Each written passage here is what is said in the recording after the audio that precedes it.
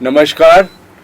आज हम नए शख्सियत से चर्चा करेंगे, संवाद करेंगे। हमारे साथ ग्रुप कैप्टन डॉक्टर कुंवर जयपाल सिंह चौहान हैं, जो आगरा के ही हैं और आगरा में उन्होंने बहुत सारे कार्य किए और भारतीय वायुसेना में सेवा देने के बाद वो अब आगरा आ गए। आगरा वासी भाग्यशाली हैं कि श्री ग्रुप कैप्टन चौहान आगरा में हैं। उनके नाम पे कई रिकॉर्ड्स हैं, उन्होंने बहुत सारे कार्य किए हैं। वो पीएचडी हैं, वो IIM शिलोंग से मैनेजमेंट का भी कोर्स उन्होंने किया हुआ है और वो बहुत सारे कार्य उन्होंने किए। जानेंगे उन्होंने ये सब कार्य कैसे किए, कैसे उन्होंने समय निकाला अपनी इतनी व्यस्त ज़िंदगी में से। नमस्कार डॉक्टर ग्रुप कैप्टन डॉक्टर कुंवर जयपाल सिंह चौहान। हम ये जानना चाहेंगे कि आपने भारतीय वायुसेना से रिटायरमेंट लेने के बाद आगरा में सेटल होने का कैसे प्लान किया? इसके 2-3 कारण थे। एक तो मुख्य कारण ये था कि जिस सोसाइटी ने आपको कुछ दिया है, जिसके कारण आप जहां तक पहुंचे हैं, एक समय उसको व्यक्ति को रिटर्न भी करना चाहिए। जी। अगर मैं किसी और जगह रहता, जैसे दिल्ली है, बॉम्बे है, हैदराबाद है, क्योंकि हम लोग कई जगह फौज में जाते रहते हैं और लोगों को जगह जगह पसंद आती है कि भाई this is the best place to stay with. जी। लेकिन मैंने सोचा कि अगर मैं उन जगह रहूंगा तो मेरी कोई मुझे जानता नहीं है, मेरी कोई पहचान नहीं है। जी। It will be difficult. और जो मेरी जन्मभूमि है, अगर मैं वहां जाके रहूं, मेरे लोग मेरे साथ होंगे और मैं उनके साथ मिलके अगर कुछ कर सकूं तो ये मेरा सौभाग्य होगा। डॉक्टर चौहान, मैं आपसे ये जानना चाहूँगा कि आप बहुत चेकर, मतलब बहुत इलस्ट्रियस फैमिली से आते हैं।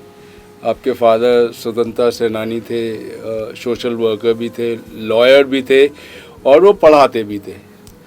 तो आपकी फैमिली का आपके पर्सनालिटी पे या आपके डेवलपमेंट पे या संस्कारों का क्या इम्पैक्ट पड़ा? उस इम्पैक्ट से जब आपने सर्विस की, उसमें आपको क्या फ़ायदा हुआ? मुख्यतः मेरे जीवन के अंदर 3 विशेष लोग थे। एक हमारे परम पूज्य प्रातः स्मरणीय पिताजी, हमारी परमादरणीय माताजी और हमारे पिताजी के स्वतंत्रता संग्राम के एक मित्र थे, पंडित कृष्ण मोहन भारद्वाज जी, जो अपने आप में एक ऐसा उदाहरण थे कि जीवन में मैंने कोई व्यक्ति ऐसा देखा नहीं।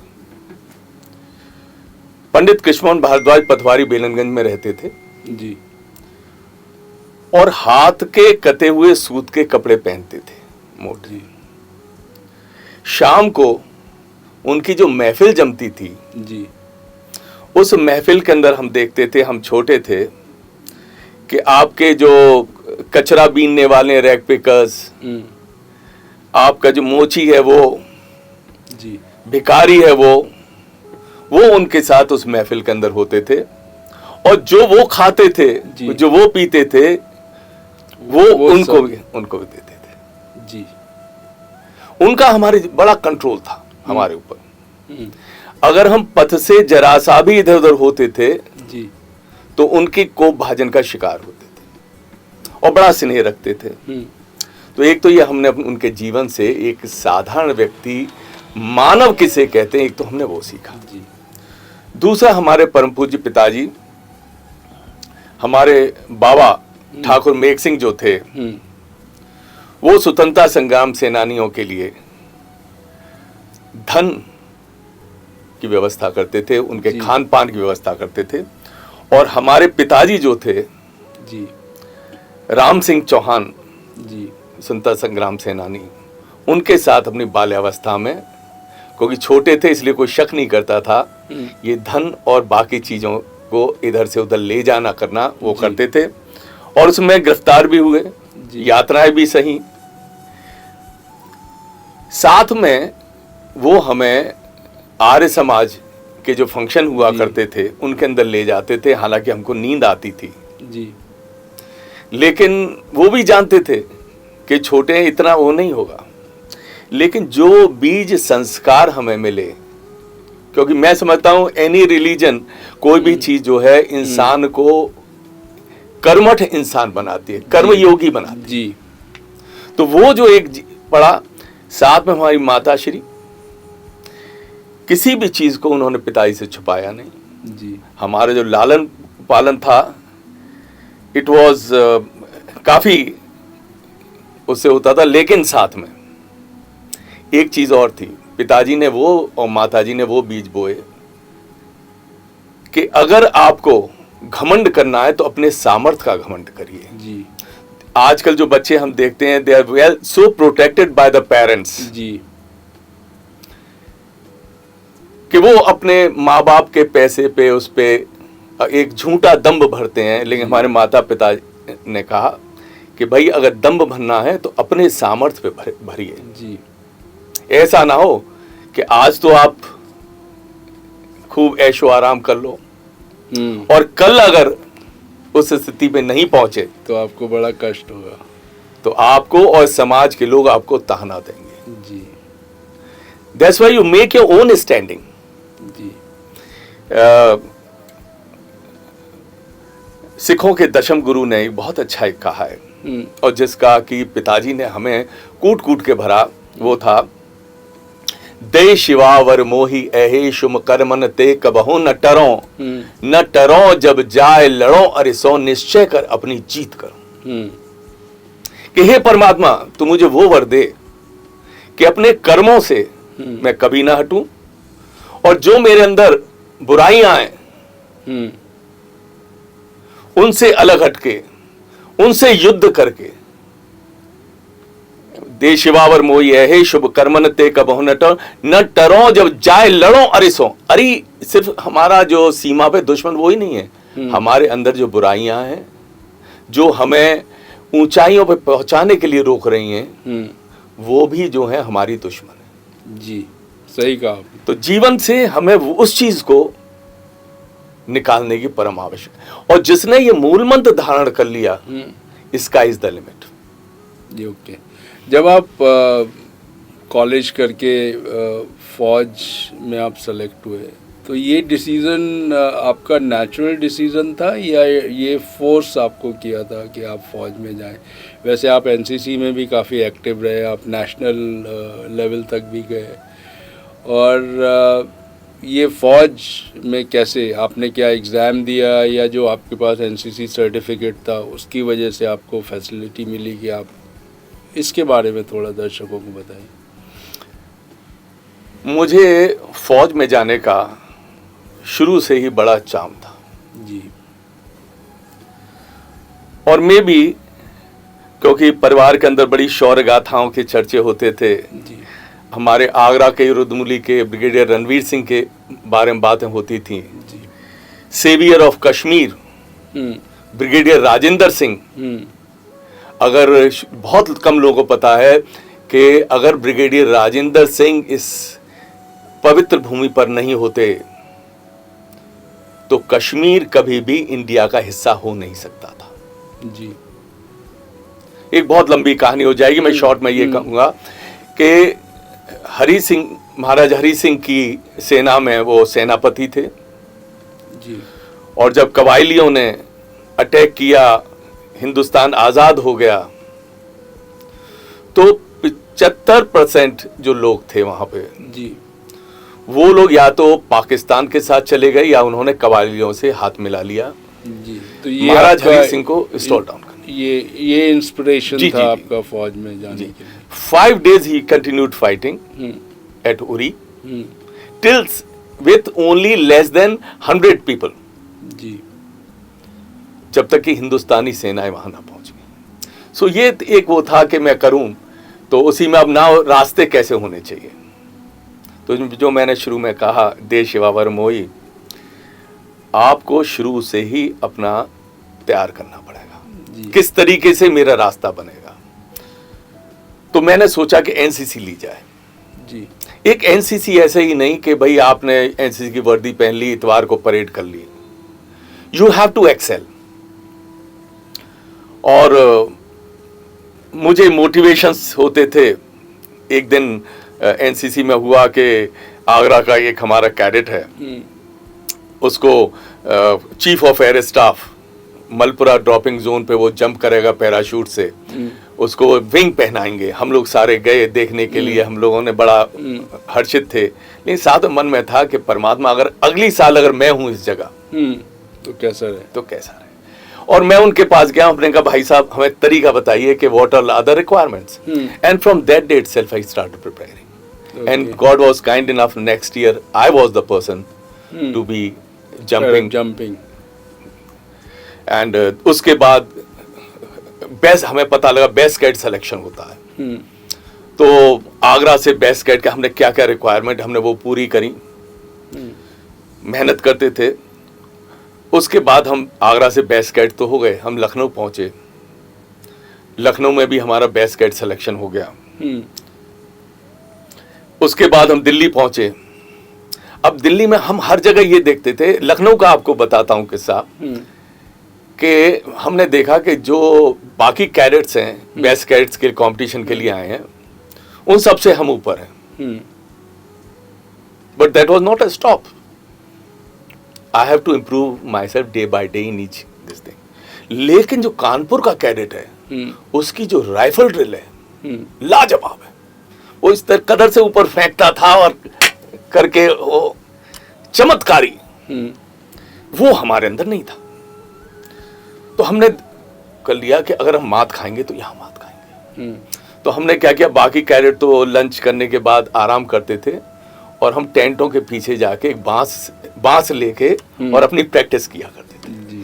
तो एक दिन कैंप कमांडर ने देखा and he came to me, उन्होंने कहा कि what are you doing here? I said sir my rifle drill is weak और मैं इसको इम्प्रूव करना चाहता हूँ। बहुत हंसे उन्होंने। हम सूबेदार मेजर को बुलाया कि इनको एक राइफल दे दो और से, and God was kind. Again I became the best cadet Uttar Pradesh. उसके बाद हम दिल्ली गए। दिल्ली में एक कर्नाटका का कैडेट था, बाकी चीजों में ठीक था, वो क्रॉस कंट्री में मुझसे आगे था जी। तो मैंने वहां पे जो हमारे camp commander, not camp commander, हमारी एक हवलदार हुआ करते थे, ड्रिल इंस्ट्रक्टर जी, उनसे मैंने हाथ जोड़े। हमने कहा कि उस्ताद मैं आपके हाथ जोड़ता हूँ, पैर छूता हूँ, अगर मेरी हार होगी तो उस्ताद की पहले हार है, कि तुम चाहते क्या हो? कि मेरी क्रॉस कंट्री वीक है। कि नहीं तुम्हारी ठीक है। हमने कहा लेकिन वो जो कर्नाटका का कैडेट बेस्ट कैडेट है उसके मुकाबले नहीं है। तो करना क्या चाहते हो? मैंने कहा मैं ये चाहता हूँ कि शाम के टाइम में आप साइकिल से आप चलिए और मैं आपके पीछे दौड़ूंगा और धीरे धीरे आप स्पीड बढ़ाइए। ऐसे करके हमने प्रैक्टिस करी। उन्होंने भी हमारा बड़ा किया, मैं ऋणी हूँ। And I became the best cadet India. And this is how. फिर आप नेशनल परेड डे पे भी? Yes, I commanded the NCC contingent and represented India in that. मुझे राष्ट्रपति पुरस्कार भी मिला, मुझे राज्यपाल स्वर्ण पदक भी मिला for that. And then NCC की जो ऑफिसर्स वगैरह के साथ जो उनकी बातें सुनते थे तो मन के अंदर हुआ कि चलो हम भी फौज को ज्वाइन करें। And this is how I. So you appeared for CDS or you got selected? आपने जो NCC C सर्टिफिकेट के बाद जो होता है जिसमें सीधे आप SSB में जाते हैं? I got selected and also NCC C certificate also helped me a lot. Okay, you wrote CDS. Yes. और I wrote CDS. At the same time, NCC has got a quota. Yes, जिसमें आपको exam नहीं देना पड़ता। Exam नहीं देना पड़ता, पर SSB आपको अपीयर करना पड़ता है। And that interview, now because I think just for the young generation who are inspiring to do good in life, मैं आपको यहाँ एक बात बताना चाहता हूँ कि जब मेरा इंटरव्यू था मैंने किसी भी चीज को लाइटली कभी नहीं लिया। SSB का जो इंटरव्यू था, मैंने हमेशा इसमें क्या क्या रिक्वायरमेंट है और कैसे प्रिपरेशन होनी चाहिए। अब इंटरव्यू का लोग कहते हैं कि इंटरव्यू की क्या, वो तो कुछ भी पूछ सकता है जी। ट्रस्ट मी, मैंने प्रिपेयर किया था and I knew it very well कि during my interview what my interviewing officer जो मुझसे पूछेगा वो क्या पूछेगा नेक्स्ट क्वेश्चन। तो you are lucky, but normally तो लोगों को नहीं पता होता, क्योंकि वो तैयारी नहीं करते। Okay. It's a human psychology. मेरा 1 घंटा 55 मिनट का इंटरव्यू था and he kept on asking what I had prepared. जब आप किसी भी कंपटीशन में अपने इंटरव्यूइंग ऑफिसर वगैरह को आप हाई एंड ड्राई छोड़ देंगे, उसको सोचने पे मजबूर कर देंगे, तो वो तो कुछ ही पूछेगा। अगर आप सही टू द पॉइंट अगर करेंगे तो वो आपके जो आपने प्लान किया है उसी के हिसाब से। Don't try to cover up things, be natural, be natural जो आप हैं। So make the other person also interested in asking questions. That's a good strategy actually. If one can prepare, अगर एक आदमी प्लान कर सकते हैं। जब आप फौज में पहुंचे, आपके साथ एक संस्कार था, वो संस्कार और फौज का संस्कार इसको मैच किया या आपको डिफ़िकल्टी हुई उसमें ढलने में, फौज के उसमें? क्योंकि आगरा से आप थे, आपने एनसीसी का आपके पास एक्सपीरियंस था, आपकी फैमिली का एक आपके पास एक्सपीरियंस था, फिर आप फौज में पहुंचे। फौज का एक अलग कल्चर है जी, उसमें आपने कैसे अपने आप को एडजस्ट किया? और you are very comfortable in that और you had to struggle? I think जो फौज का एक IQ लेवल है दैट इज वेरी हाई जी। यस, आपने बड़ा अच्छा ये क्वेश्चन पूछा। जब मैं फौज में मैंने कमीशन ले लिया, ऑफिसर बन के मेरी फर्स्ट पोस्टिंग पे मुझे जाना था, तो हमारे पिताजी ने हमसे कहा कि I don't know much about the armed forces, but मेरी ये इच्छा है, लेकिन ये बाइंडिंग नहीं है तुम्हारे ऊपर। अगर हो सके तो आप ड्रिंक भी मत करना जी, और किसी को शराब पिलाना भी मत जी, लेकिन हो सके तो। It's not binding. हमने मन में सोचा कि जीवन के अंदर जो कुछ भी है आज मैं इन्हीं की वजह से हूँ, एक छोटी सी इनकी इच्छा है जी, तो मैं उसे अगर पालन कर सकूं तो ये शायद है, और तो मैं कुछ पिताजी को दे नहीं सकता। एक बार एक सिचुएशन आई जिसमें air marshal Brar was the air officer commanding in chief जी, और मैं उस समय डिंजान में पोस्टेड था। मेरी बेटी का पहला जन्मदिन था and both husband and wife they used to enjoy their drinks in the evening. Very sober personalities, great personalities I should say, जिनका कोई हैंगओवर जिंदगी में नहीं था। मेरे जीवन के में वो बड़े आदर्श हैं, उनका जो व्यक्तित्व था दोनों हस्बैंड वाइफ का। तो उनका इंस्पेक्शन आ गया, तो बेटी का पहला बर्थडे था इंस्पेक्शन वाले दिन। तो हमने कहा ऑफिसर से कि भाई ऐसा करेंगे कि we'll celebrate after the inspection, फिर समय नहीं मिलेगा। बट लेडीज ने हथियार डाल दिए, उन्होंने कहा बेटी का पहला बर्थडे और इट्स नॉट पॉसिबल, उसी दिन होगा। तो station commander called me the very next day and he said कि Chauhan, now ladies are up the arms, now how to go about it. सारे बाकी ऑफिसर्स को बुला लिया। देन वी डिसाइडेड ऐसा करते हैं कि CNC का ऐसा प्रोग्राम बनाते हैं so that evening time is free for us. तो हमने SNCOs मैच में जो पार्टी होती है सीनियर NCOs की मैच में, वो हमने उनकी 5:30 से और 7 बजे तक उनकी रख दी। 7 बजे के बाद हम फ्री। लेडीज़ ने और बच्चों ने स्टेशन, ये हमारी खूबसूरती है फौज की, उन्होंने बहुत सुंदर आयोजन किया। और जब वो आए तो सबने कहा कि भाई हाँ, तो उसके सारे ऑफिसर्स आ गए। अब CNC ने क्या किया कि जनरली क्या होता है, VIP हमेशा डिमांड अपने स्टाफ ऑफिसर को बताता है, स्टाफ ऑफिसर फ़ोन डिमांड से लेता है और जब दूसरा ऑफिसर लाइन पे आ जाता है तब वो स्टाफ ऑफिसर कनेक्ट करता है। लेकिन एओसीसी ने क्या किया कि वो डायरेक्टली फ़ोन कर दिया। तो उनके जो ऑर्डली ने बताया स्टेशन कमांडर के, वो तो चौहान साहब के यहाँ सारे ऑफिसर पार्टी में गए हुए हैं, क्या है कि वहाँ बेटी का पहला बर्थडे है। तो एओसीसी और उनकी वाइफ जो थे वो आ गए, वो walk down and they said के only AOCC and his wife they are left over station, this is not on, good gesture from that side. तो स्टेशन कमांडर ने कहा कि भाई आज तो ऐसा करो कि अपने उसूलों को तोड़ दो आज।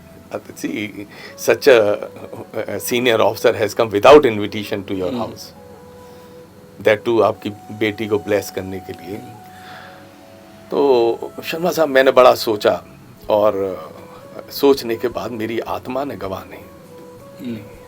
मैंने कहा कि याद एक तो मैं अपने पिता को धोखा दूंगा और दूसरा बाकी जितने लोग हैं किसी सीनियरिटी या अपने फायदे के लिए मैं अपने उसूलों को तोड़ूं।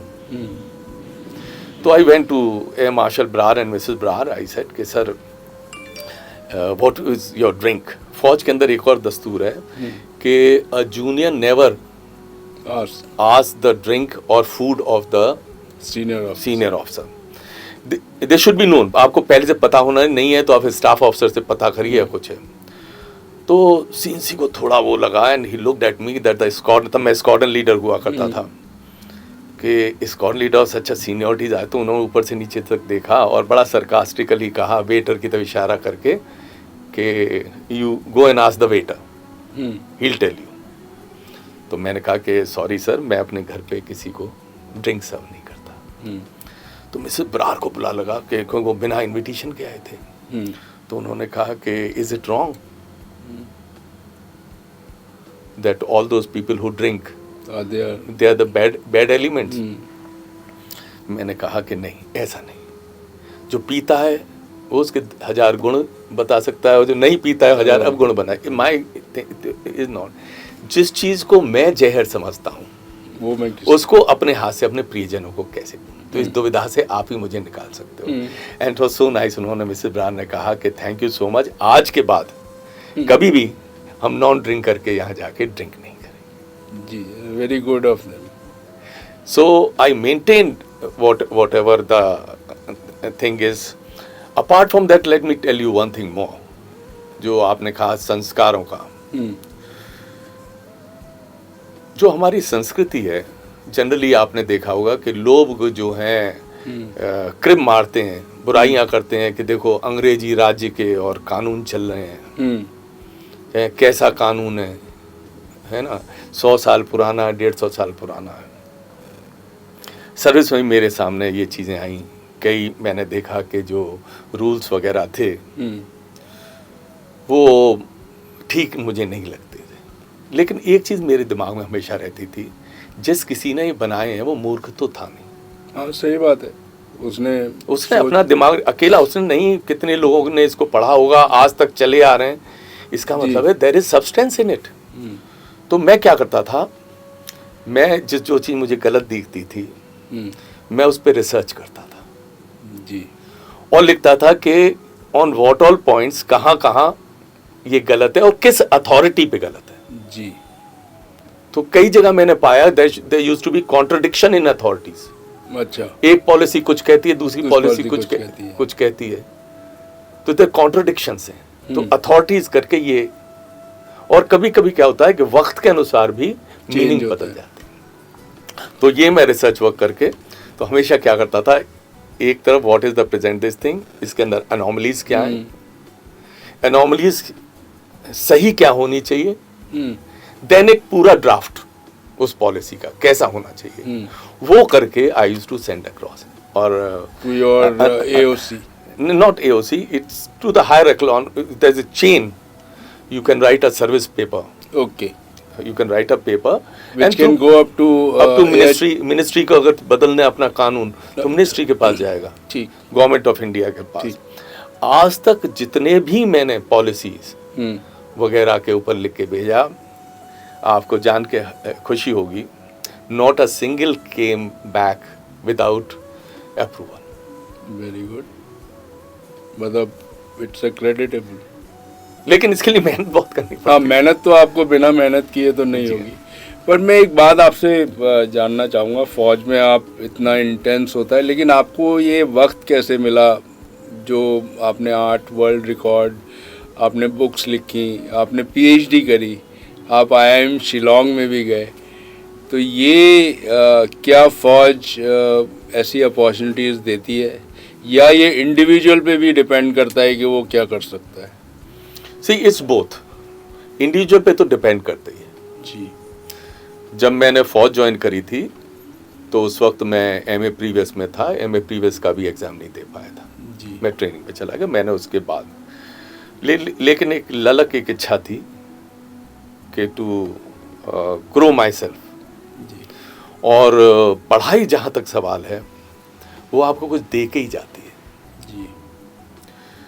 ना दूसरा पार्ट जो है एयरफोर्स या हम कहें आर्मी या नेवी, ये इतनी ब्यूटीफुल ऑर्गेनाइजेशंस हैं, अगर इसके अंदर कोई व्यक्ति लीक से हटके कार्य करना चाहता है, प्रोवाइडेड इट इज कन्विंसिंग, जी, you get whole hearted support from your bosses, yes yes, from the top level, from the top level, because otherwise मैं कर ही नहीं सकता था विदाउट हाँ, देयर सपोर्ट। इतनी परमिशंस चाहिए।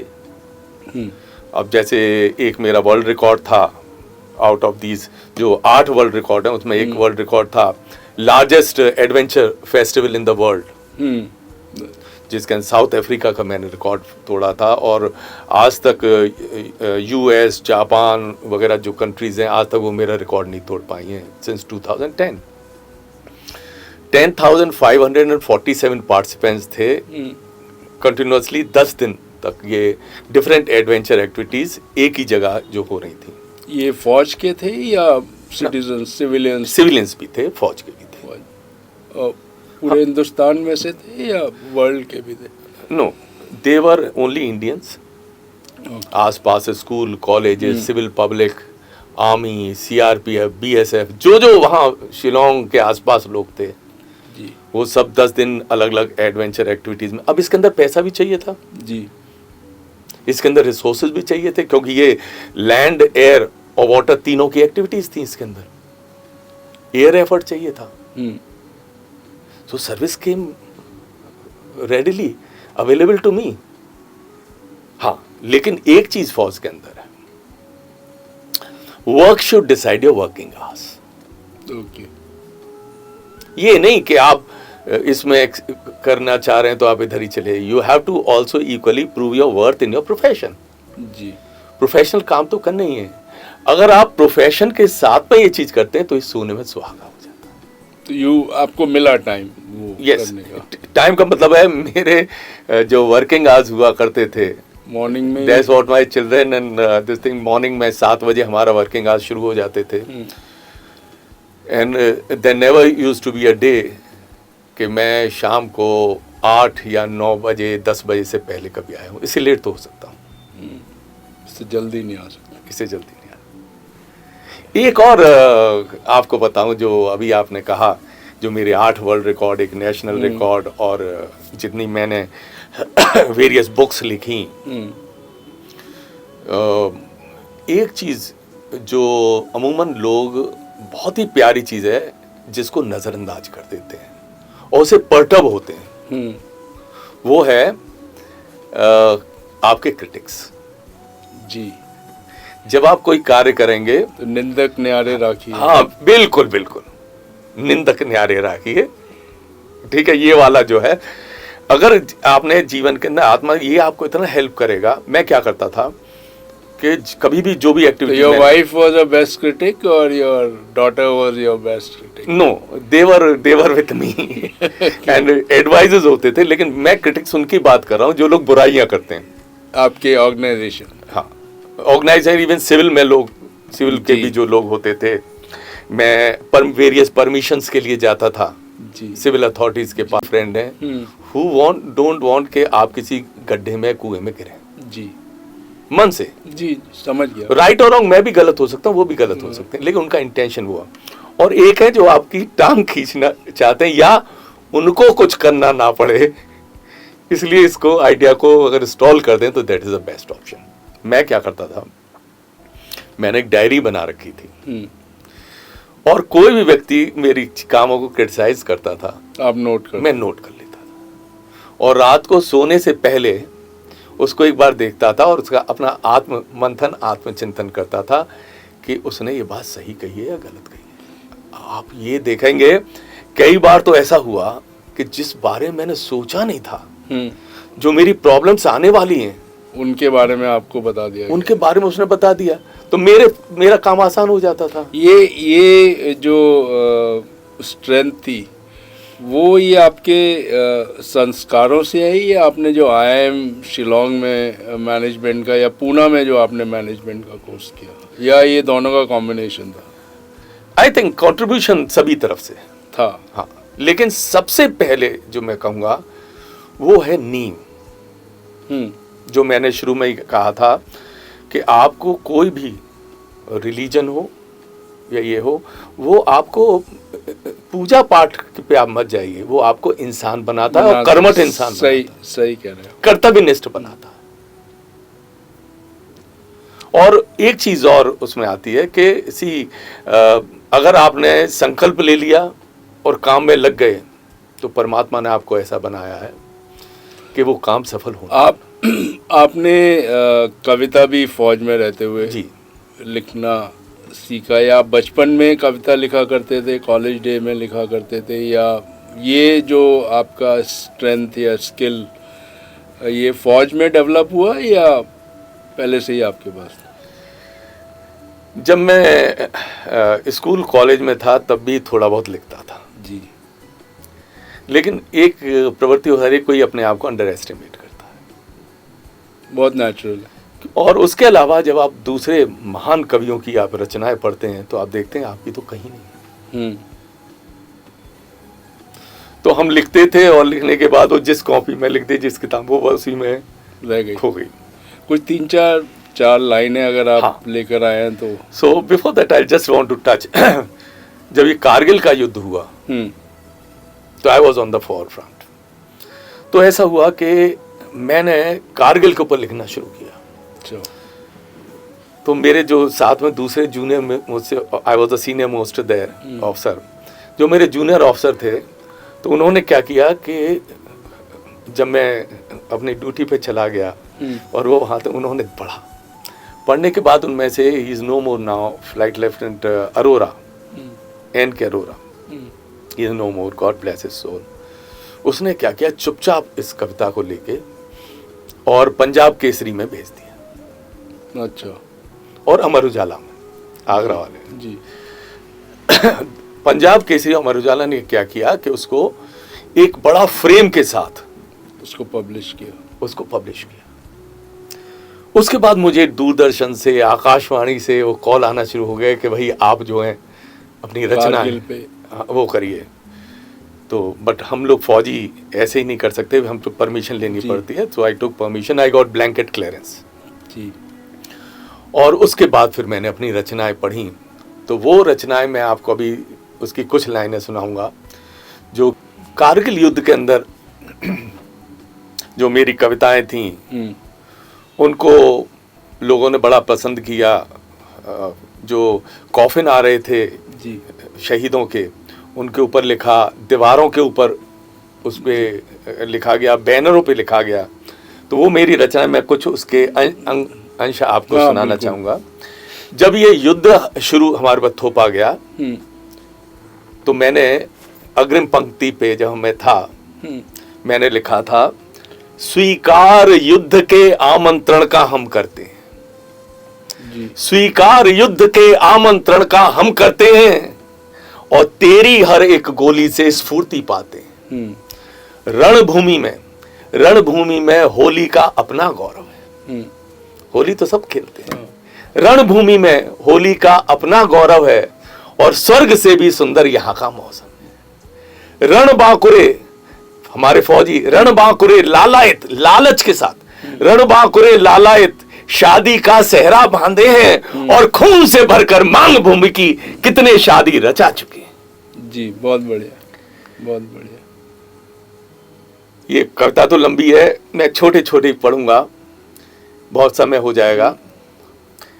एक दूसरी थी, अगर युद्ध में मारा जाऊं, कोई पता नहीं था, अगर युद्ध में मारा जाऊं दुख कोई ना करना, भारत माँ के सैनिक है हम, सीना है चट्टान का, दुश्मन को बदला भारी पड़ेगा जोशीले तूफान का। युद्ध वीर का महान पर्व है, युद्ध वीर का महान पर्व है, काबा युद्ध मैदान है, सबसे बड़ा तीर्थ वीर का सर्वोत्तम त्योहार है।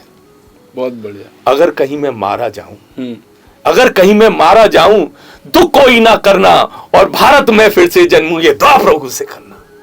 बहुत बढ़िया। कितने शूर अमर हो गए, कितने शूर अमर हो गए, बाकी सब तैयार हैं, देश की रक्षा मैं बनना से वर्दी की शान। बहुत बढ़िया, बहुत बढ़िया।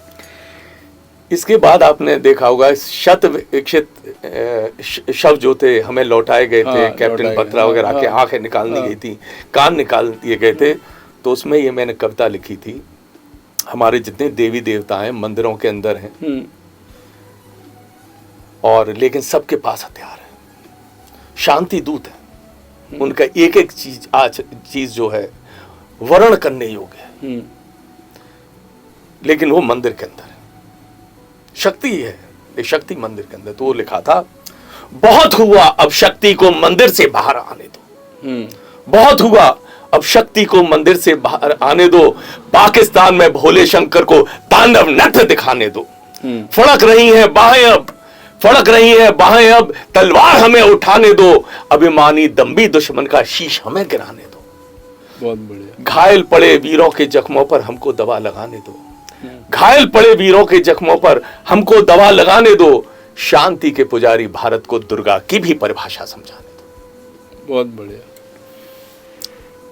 फिर एक बार ऐसा हुआ कि मैं ट्रेन से सफर कर रहा था, तो किसी ने कह दिया कि जो शहीद हैं उनके परिवारों को बहुत पैसा मिल गया, उनके तो ऐश हो गए, ये शब्द मैंने वहीं उनको ललताड़ा, उस पे एक कविता लिखी थी, शहीदों का घर राष्ट्रीय देवालय एक श्रद्धांजलि, क्या चुका सकेंगे ऋण उनका जिन लोगों ने परम बलिदान दिया, शान तिरंगे की रखने को अपना जीवन ही गवा दिया, क्या दिला सकेंगे भाई उनको जिन बहनों का दिल है तड़प रहा, नहीं सजेगा थाल राखी का बंधवाने वाला ही जब चला गया। बहुत बढ़िया। क्या दिला सकेंगे गोदी बापों की, क्या दिला सकेंगे गोदी बापों की जिन बच्चों का जीवन बिखर गया, कौन लाएगा गुड्डे गुड़िया पिता ही जिसका चला गया। बहुत बढ़िया। क्या दिला सकेंगे सिंदूर की लाली, सुहागी जिसका उजड़ गया, कौन सहायक होगा विधवा का दिल ही जिसका टूट गया, नहीं मनेगी दिवाली उनके घर, नहीं जलेगी होली अब, नहीं चलेगी आतिशबाजी, सिर्फ मातम होगा उनके घर। कितने वीरों ने त्याग किया है, सब कुछ अपना लुटा दिया है, महान है वे सब माताएं जिन्होंने ऐसे पुत्रों को जन्म दिया है। बहुत बढ़िया।